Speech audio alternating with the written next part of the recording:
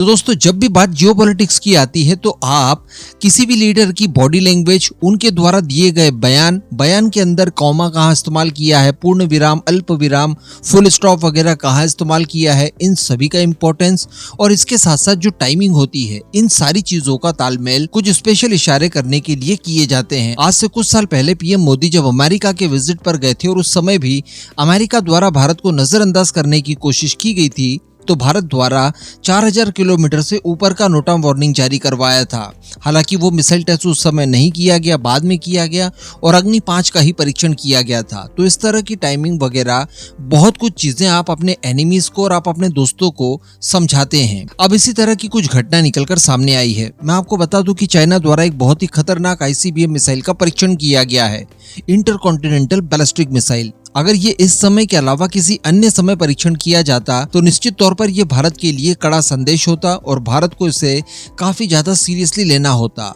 अभी भी लेना चाहिए और एक्चुअली भारत द्वारा लिया भी जाएगा। लेकिन अगर टाइमिंग देखी जाए तो ये अमेरिका के लिए ज्यादा दुखदाई है, क्योंकि मैं आपको बता दूं कि इस समय न केवल चाइना बल्कि भारत और रशिया द्वारा भी इस तरह की तैयारियां पूरी कर ली गई है। आप ऐसा कह सकते हैं कि क्वाड मीटिंग से ठीक पहले डीडॉलराइजेशन को लेकर सारी तैयारियां, इसी के साथ साथ रिग संगठन जिसमें रशिया, अमेरिका और चाइना है, इनके द्वारा मिसाइलों के टेस्ट वगैरह जो कि ताबड़तोड़ होने जा रहे हैं, इन सभी की तैयारियां एक साथ कर ली गई है और यह अमेरिका को सीधे सीधे एक महासंदेश देने जैसा है। हालांकि रशिया को कुछ हद तक विफलता हाथ लगी है, उसको लेकर भी डिस्कशन करेंगे और भारत द्वारा किस तरह से इजराइल की एक गलती से सीखा गया है, इसे भी डिस्कस करेंगे। आप बस अपने खुद के इस चैनल खंडवा डिफेंस फैक्ट को सब्सक्राइब जरूर कर दीजिएगा। तो देखिए, एक तरफ तो अमेरिका बांग्लादेश में व्यस्त है। बांग्लादेश के मौजूदा प्राइम मिनिस्टर मोहम्मद यूनुस का एक फोटो निकलकर सामने आया है जो कि काफी ज्यादा वायरल हो रहा है। वो बाइडेन के साथ दिख रहे हैं। इनकी केमिस्ट्री भी आपस में आप पढ़ सकते हैं किस तरह की होगी। इसी को कहा जाता है पपेट। तो बांग्लादेश के अंदर जो कुछ भी हुआ, ये भारत, चाइना और रशिया जैसे देशों के लिए सीधे सीधे थ्रेड माना जा रहा है, क्योंकि इसी तरह की उटपटांग हरकतें इन्होंने म्यांमार में की और साथ ही यूक्रेन के अंदर भी की और उसकी स्थितियां आप लगातार देख पा रहे हैं। इसी से निपटने के लिए काफी लंबे समय से प्रयास किए जा रहे हैं कि रशिया, चाइना और भारत द्वारा आपस में तालमेल बिठाया जा रहा है। अपने अपने जो व्यक्तिगत व्यवधान थे उन्हें निपटाया जा रहा है, जिसमें बॉर्डर टेंशन भारत चाइना की एक साथ निपटी। इसी के साथ साथ 2-3 दिनों पहले ही रशिया द्वारा अमेरिका और उसके अलाइज को एक धमकी दी गई थी कि देखिए, केवल 3 मिनट और 20 सेकंड लगेंगे, आप सभी का सारा भूत उतार दिया जाएगा। और यहाँ पर रशिया की तरफ से सीधे इशारा किया गया था उनकी सरमट मिसाइल की तरफ, जो कि सतन 2 नाम से भी जानी जाती है, यानी शैतान। बताया जाता है कि ये मिसाइल केवल 3 मिनट 20 सेकंड में नेटो के किसी भी देश को अपनी जद में ले सकती है और एक भीषण न्यूक्लियर अटैक कर सकती है। इस लेवल का न्यूक्लियर अटैक कर सकती है कि फ्रांस, यूके जैसे देश एक मिसाइल के बार में ही पूरी तरह से समाप्त हो सकते हैं। लेकिन दोस्तों, सडनली बात खबर निकल कर आती है कि रशिया द्वारा एक्चुअली इसका परीक्षण किया गया है। लेकिन दोस्तों, दुर्भाग्य से ये मिसाइल फेल हो जाती है और बताया ये भी जा रहा है कि वर्ष 2022 के बाद में एक्चुअली जब से रशिया यूक्रेन के बीच में युद्ध शुरू हुआ है, तब से लेकर अभी तक कुल चौथी बार ऐसा हुआ है कि जब रशिया द्वारा इस मिसाइल के टेस्ट की कोशिश की गई और ये फ्लॉप होती गई, फेल होती गई। इस बार भी बताया ये जा रहा है, सैटेलाइट इमेजेस से इस बात का खुलासा हुआ है कि रशिया द्वारा इस मिसाइल को टेस्ट करने की कोशिश की गई, लेकिन ये मिसाइल लॉन्चर्स के साथ ही अपने आप को ब्लास्ट कर देती है और ये किसी भी तरह का उड़ान भर ही नहीं पाती है। हालांकि इस फेलियर के बावजूद और लगातार 4 फेलियर के बावजूद भी हम सभी जानते हैं, रशिया भी जानता है और अमेरिका भी जानता है कि रशिया की जो बैलिस्टिक मिसाइल्स को लेकर पकड़ है वो किस लेवल की है और इस मिसाइल टेस्ट के फेल हो जाने के बावजूद रशिया किस लेवल का डैमेज पहुंचा सकता है उसको और उसके अलाइज को, ये सारी चीजें जानते हैं।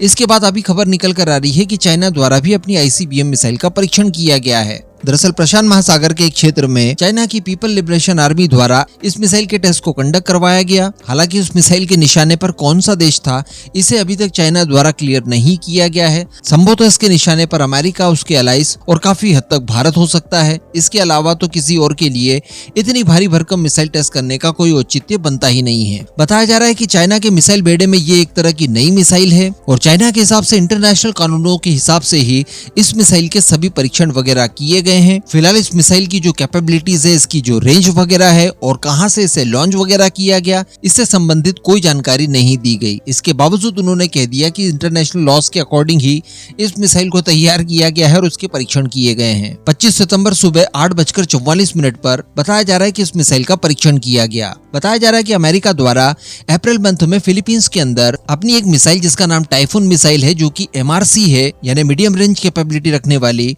उसे तैनात किया गया है। फिलीपींस के साथ साथ ये मिसाइल जापान में भी तैनात की गई है। इसी के जवाब के तौर पर चाइना द्वारा इस नई मिसाइल को टेस्ट किया गया है। लेकिन अगर टाइमिंग देखी जाए तो रिसेंटली रशिया द्वारा की गई, उसके कुछ दिनों के बाद यानी केवल 3 से 4 दिनों के बाद चाइना द्वारा की गई। लेकिन अब बारी आ जाती है भारत की। तो देखिए, आप सभी को याद होगा आज से कुछ दिनों पहले इसराइल के ऊपर एक अटैक हुआ था हाइपरसोनिक मिसाइल से, जो कि यमन के हुती आतंकियों द्वारा किया गया था और इस मिसाइल को रोकने में हर एयर डिफेंस सिस्टम नाकाम साबित हुआ था और इसने अपने टारगेट को पिन पॉइंट एक्यूरेसी के साथ मारकर गिराया। इसके बाद मैंने आपको वीडियो बनाकर बताया था कि देखिएगा आने वाले समय में अब सारे देश अपने अपने हाइपरसोनिक मिसाइल के जो प्रोग्राम है इन्हें फास्ट ट्रैक कर देंगे। तो हाइपरसोनिक मिसाइल्स हो, इनके डेवलपमेंट फास्ट ट्रैक मोड पर किए जाएंगे अलग अलग सभी देशों के द्वारा।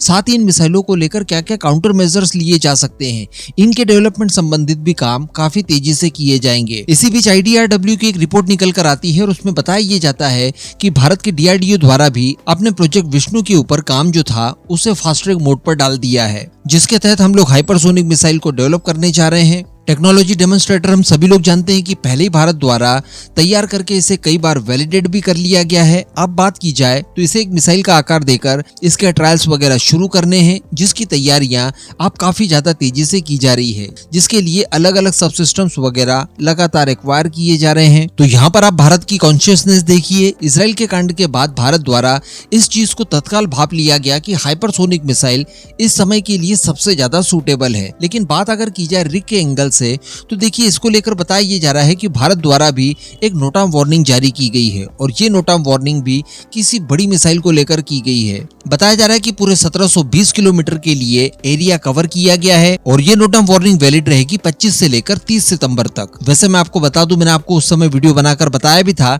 कि 23 सितंबर के लिए भी इस तरह की नोट ऑफ वार्निंग जारी की गई थी, जब प्राइम मिनिस्टर मोदी का US विजिट था। इस बार भी भारत ने यहाँ पर शक्ति प्रदर्शन करने के लिए नोटम जारी किया गया था। हालांकि परीक्षण नहीं हुआ, तो कुछ उसी तरह का नोटम दोबारा से जारी किया है, जो कि 25 से लेकर 30 सितंबर तक वैलिड रहेगा। और ये समय भी वो रहेगा स्पेशली जब भारत के NSA Ajit Doval sir France की विजिट पर जा रहे हैं, फ्रांस और भारत के बीच में होने वाली फ्यूचर डिफेंस डील्स को लेकर, जिसमें जेट इंजन, SSN की टेक्नोलॉजी और रफाल मरीन की डील संभवतः शामिल होगी। तो अल्टीमेटली रशिया द्वारा मिसाइल परीक्षण किया गया। बेशक वो मिसाइल परीक्षण फेल हो गया, लेकिन उसके तत्काल बाद चाइना द्वारा मिसाइल परीक्षण किया गया और उसके तत्काल बाद अब भारत अपनी मिसाइल का परीक्षण करने जा रहा है। तो तीनों ही देश अगर एक साथ एक ही समय पर इस तरह की मिसाइल्स का परीक्षण कर रहे हैं, तो कहने की जरूरत नहीं है कि ये किसी तरह की एक सूचना है। यहाँ पर ब्रिक्स का ही रिग अपनी यूनिटी को प्रदर्शित करने की कोशिश कर रहा है, जो कि अमेरिका के खिलाफ है। और जैसा कि मैंने आपको वीडियो की शुरुआत में बताया कि जियोपॉलिटिक्स